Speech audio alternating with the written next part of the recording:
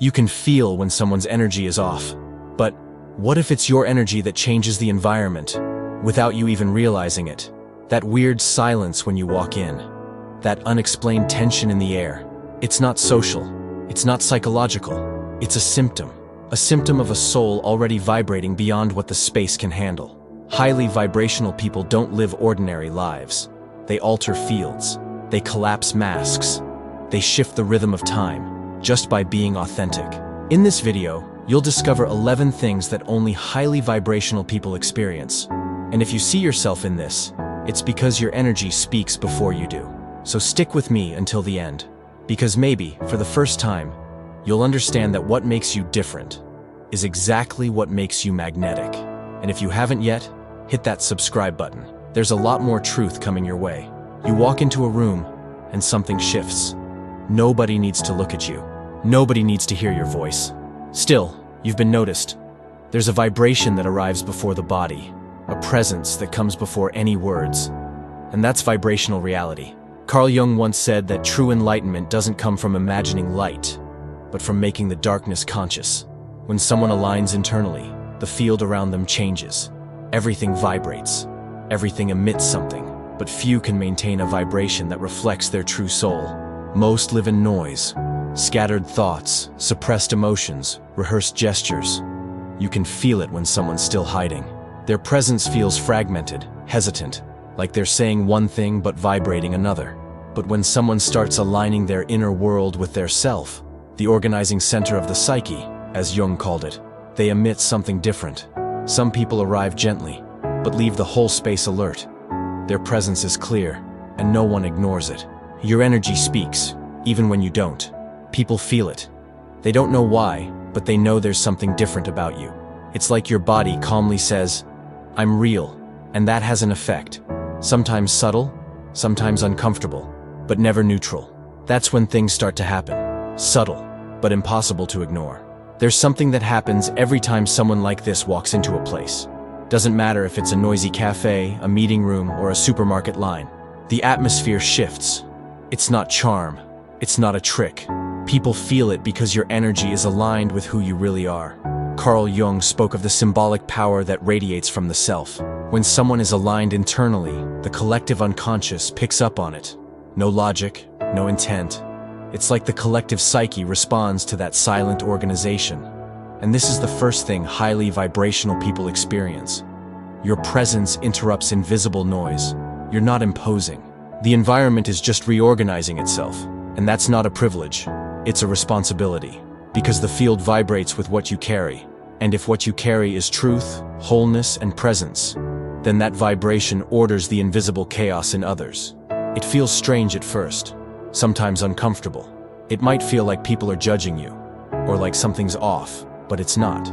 It's just the field responding. Your energy is speaking to the unspoken. So even in silence, you're already saying something. The second thing highly vibrational people experience is almost inevitable. Masks fall around them. You're just there, being, listening fully, making eye contact, breathing with presence. And on the other side, someone starts to open up. First, in small ways.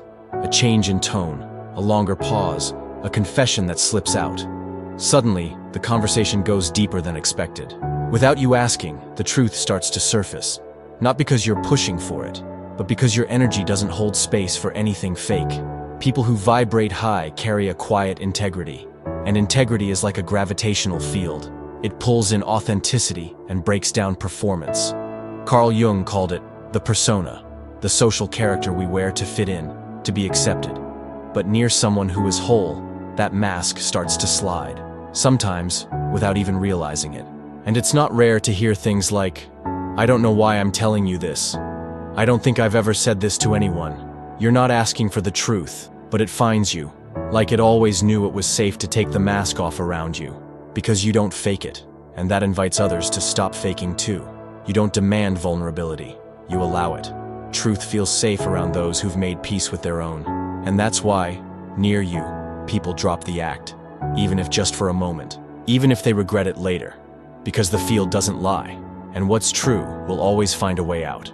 The third thing that happens to people who vibrate at high frequency isn't logical. It just happens, almost like a reflex of nature. Children stare at you longer. Some smile, others come closer without hesitation. They sit near you, they touch you, they stay quiet like they're studying you or recognizing you. And animals, even more so. Dogs that were restless calm down. Cats come over, brush up against you, then lay down like they've found a safe spot in the world. Nature responds to energetic coherence with instinctive trust. Jung wrote about the unconscious as a space that recognizes symbols and archetypes without needing mental understanding. Animals and children live closer to that dimension. They're not led by social masks. They don't pretend to be liked, they feel.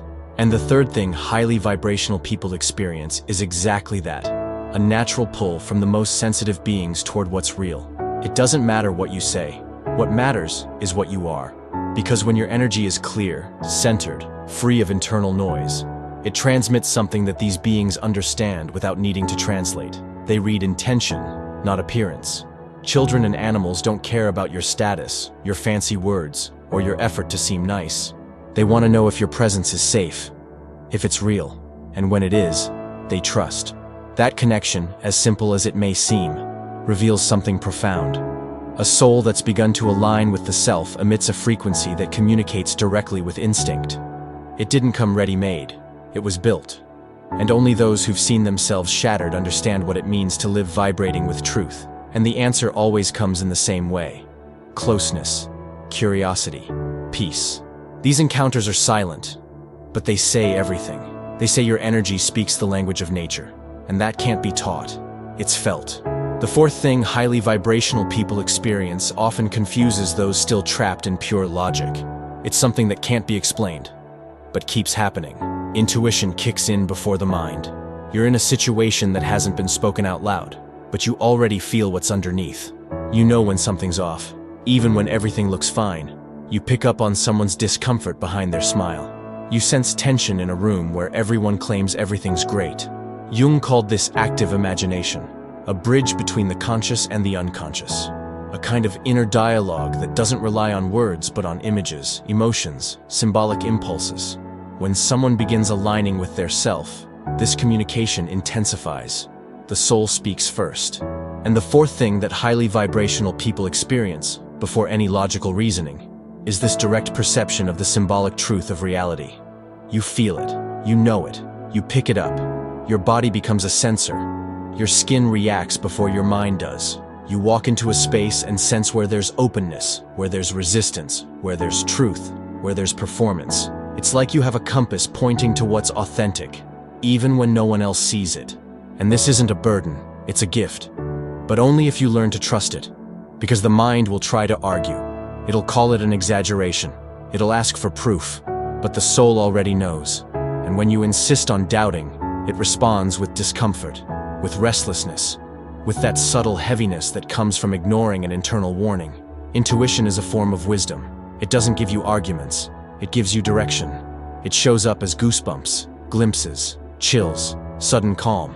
Sometimes as dreams, symbols, or even a dense silence that fills the air. And those who are already vibrating with more presence start trusting this language. Not because it's mystical, but because it works. And over time, you realize that this sensitivity isn't about predicting the future. It's about protecting your truth. The self communicates like this, with signs that don't come from the mind, but from the field. And when you start listening with your body, your life shifts frequencies. The fifth thing that starts happening when your vibration rises isn't visible to the eye, but it shapes everything you do, say, and feel. It happens from the inside out, like old opposites stop fighting and start dancing. You realize you don't have to choose between being firm or kind, that you can act with courage without losing sensitivity, that your strength doesn't have to be hard, that your empathy doesn't have to make you weak. Jung's psychology called this the integration of anima and animus, the feminine and masculine principles within each of us.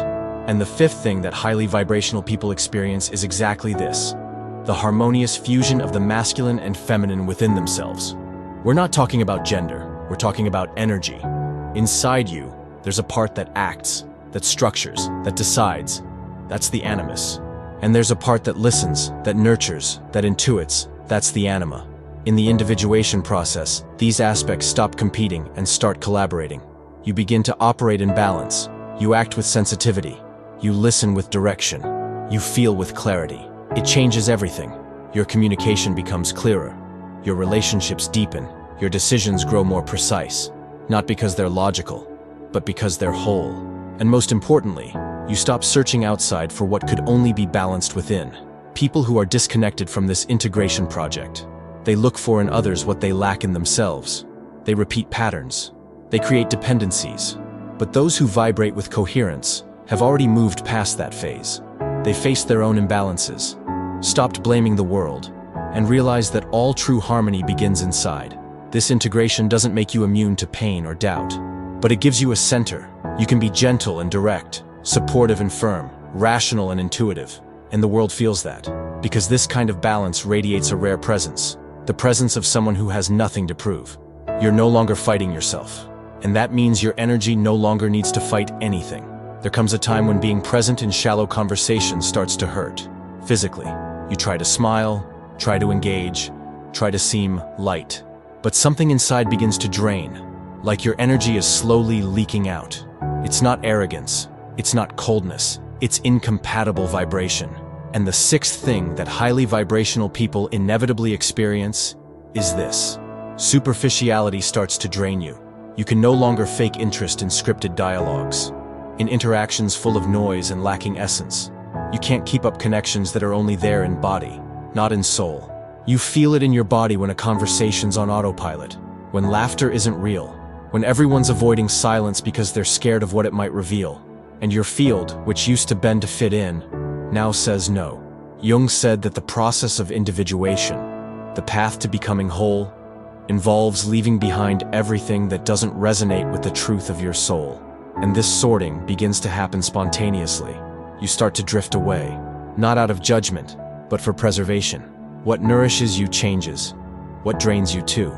You might still be kind, polite, open, but some part of you, the truest part, no longer gives itself where there's no real presence. The world, unfortunately, still revolves around distractions. Relationships maintained out of convenience. Conversations built to maintain appearances. And being in that world, vibrating differently, feels like breathing at a different pace. You don't need deep conversations all the time, but you need something real, even if it's just a shared silence, even if it's a glance where everything's already been said. This demand for authenticity isn't a standard you impose on others. It's a need your soul has come to recognize. Lightness is still welcome, but now, only the kind that comes with truth. And yes, that reduces your encounters, shrinks the crowd, but it clears the space. And in the silence that remains, you finally hear yourself. There's a pattern that starts to repeat when your energy reaches another level. You enter spaces, interact with people, and something shifts. Not outside, but within them. At first it's subtle. A sideways glance, a veiled comment, a resistance that doesn't match the moment. Then it grows. Projections, judgments, unexplained discomforts. It's as if your presence turned the lights on in rooms the other person preferred to keep dark. And the seventh thing highly vibrational people experience is this. They perceive the shadow in others, and aren't shaken by it. Carl Jung defined the shadow as everything repressed, rejected, or forgotten in us. Fears, impulses, pain, anger, inconvenient truths. And when you've already faced your own, sat with your demons, made peace with your denied parts, you become threatening to someone else's ego, because you carry light. But it's not a light meant to impress, it illuminates. And light that illuminates reveals what was hidden. You're not doing it on purpose, you're just being. And that's enough to trigger reactions in others. Some withdraw, others lash out. Some are drawn in, then quickly pull away, because your presence invites them to face themselves. And not everyone is ready. But the most important part is, you see all this, and you don't take it personally. You know when a criticism isn't yours, when the discomfort you triggered doesn't belong to you, when the irritation coming your way reflects something unresolved in the one carrying it. And that gives you freedom. You no longer need to explain yourself so much, or shrink yourself, or dim your light just to avoid bothering others. You understand the unconscious game. You recognize what's shifting, and stay whole, not out of coldness, but out of energetic maturity. You're not responsible for the shadow your light reveals, but you can choose not to let it contaminate you. Some people, when they arrive, speed everything up. The conversation turns to noise. The space becomes anxious. Time races, scattered, unfocused.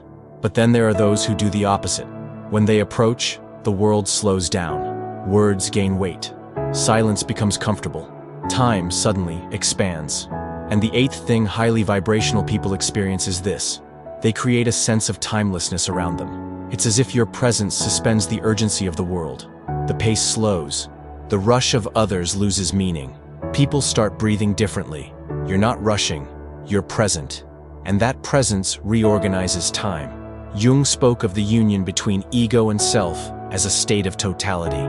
And when that union begins, psychological time, the one that traps us in expectation and memory, loses power. You start to inhabit the now more fully. And that, by resonance, affects everything around you. In your presence, others hear themselves better. In your presence, people notice their restlessness and begin to calm down. Not because you impose peace, but because you are peace. And that kind of presence is rare, because it requires inner silence. It requires not being distracted by what doesn't matter. It requires making peace with your own emptiness. You begin to realize that even in chaotic environments, your energy holds a space of calm, like a steady center in the middle of a storm. And that center is noticed. People don't know how to explain it, but they feel it, and they return. They seek your presence, even if they can't name why. They say things like, "It's good to be near you. I feel lighter when I see you. I feel like time stops when we talk." And it's true. Your frequency stretches time, because truth always has a different rhythm. Some people talk a lot, show up constantly, always trying to be seen, but vanish the moment they walk away. Their presence was just noise. Nothing remained. And then there are those who say little, don't force space, don't try to stand out, but leave a mark that time can't erase. The ninth thing highly vibrational people experience is exactly this. They're remembered even after they've gone. You leave a place and the energy still lingers. The silence you left behind seems to say something. People keep thinking about you, even if they can't explain why. It's not charm. It's not performance. It's your field. Your energy stays.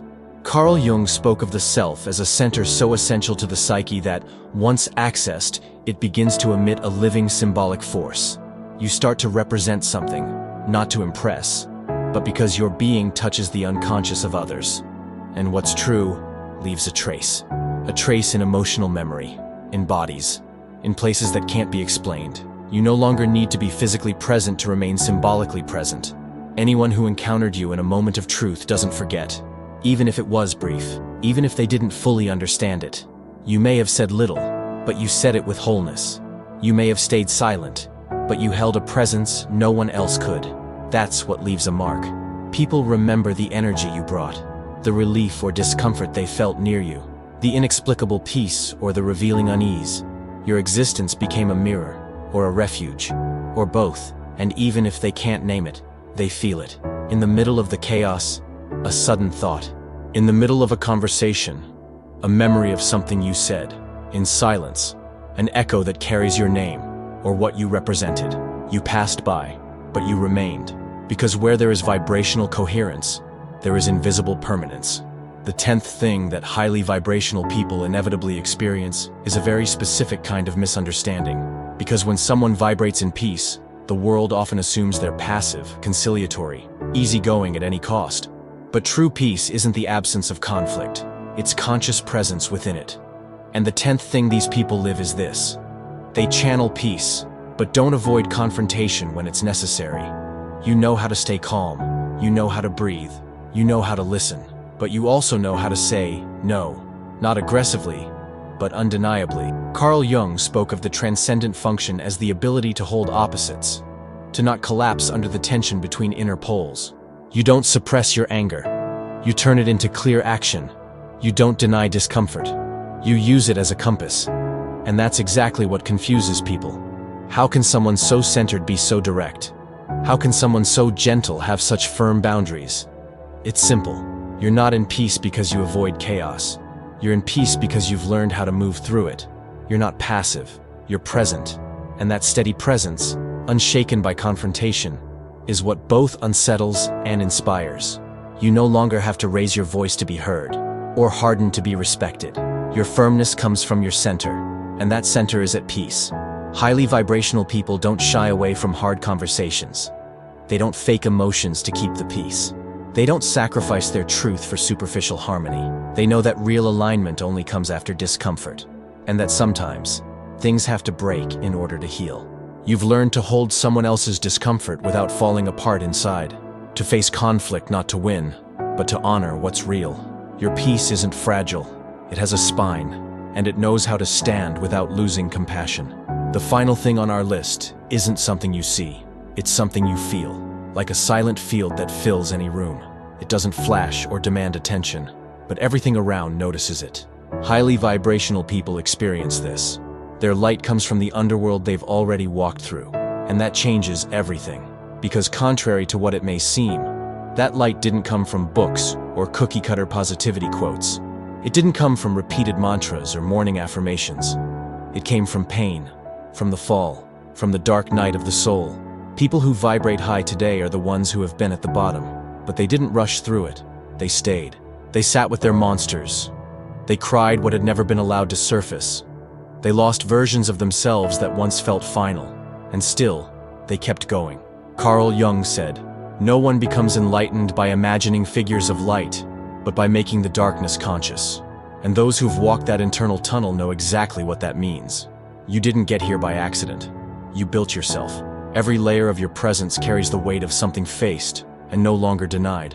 And that's why your energy is so dense, so real, so deeply felt. It doesn't come from trying to seem okay.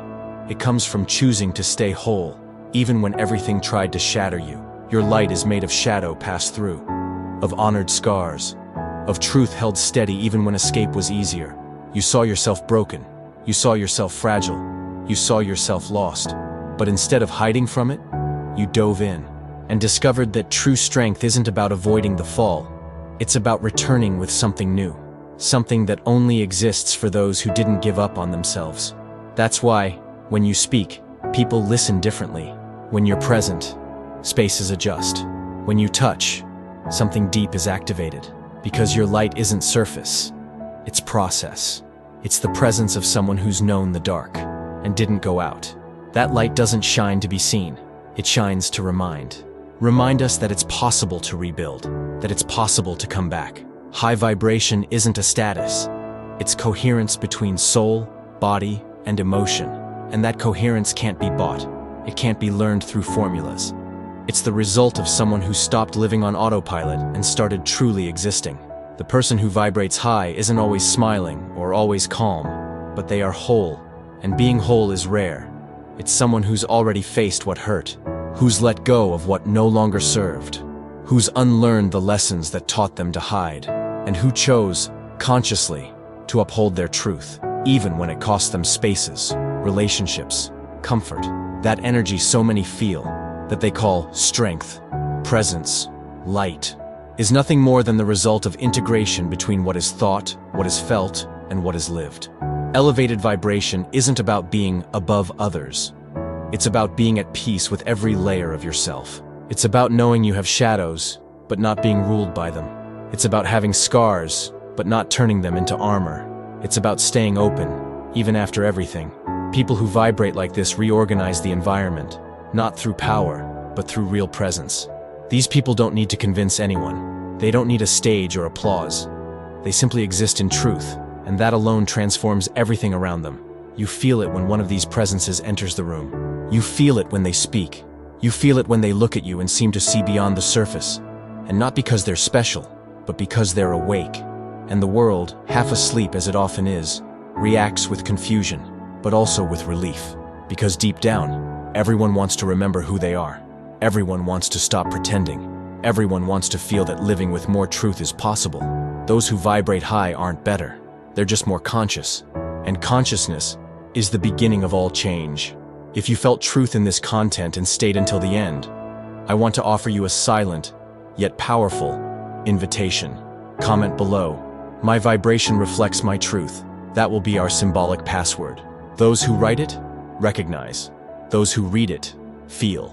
And if in any way this video touched you, reminded you of who you are, or helped you see your journey more clearly, consider clicking the thanks button down below. Yes, it's a financial contribution, but it's more than that. It's a gesture that helps this channel go further, continue creating content with depth, awareness, and presence. Your vibration can also power ours, and together, we'll keep spreading what truly matters. See you in the next video.